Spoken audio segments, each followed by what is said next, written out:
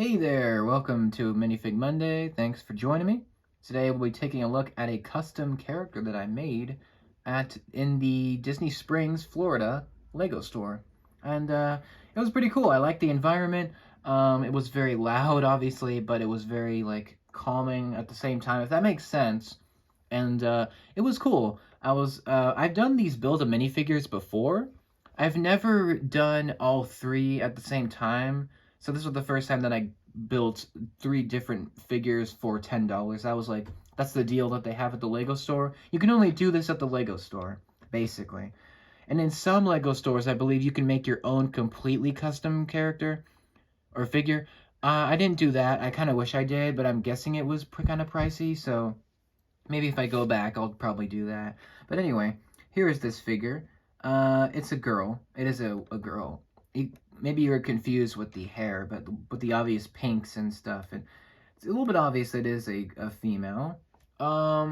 Yeah, I really like this one. I call her Tess. That's like the name I have for her.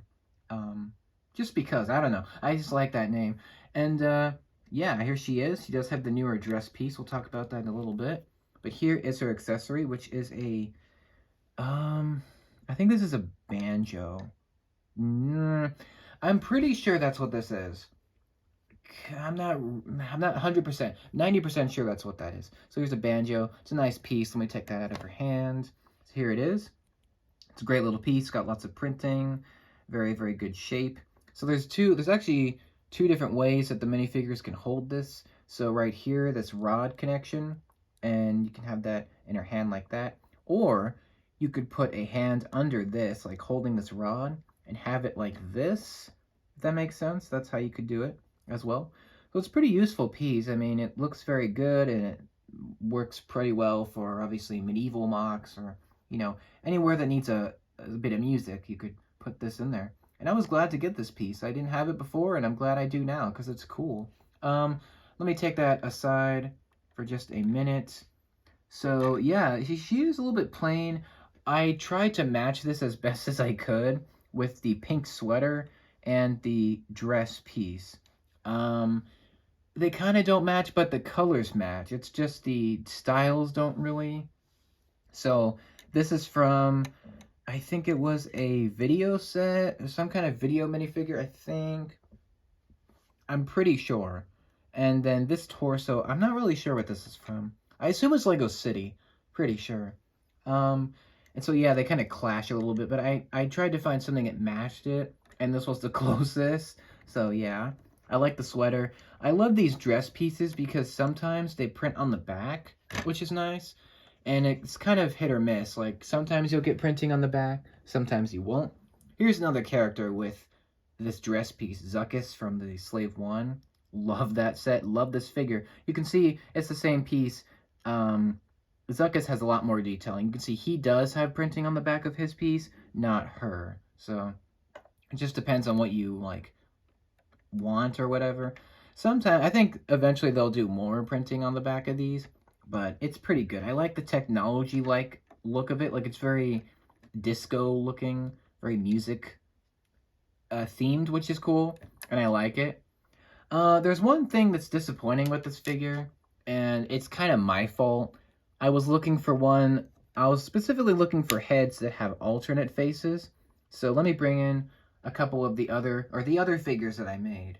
So here, let me just take their hair off really quickly. Give me 1 second here. So here is the two other figures that I built, and you can see they do have double-sided faces. And if you didn't know, that's my favorite part of minifigure. Like, the design, the whole thing. I love when they have two faces, so that just makes it amazing to me. So there you go.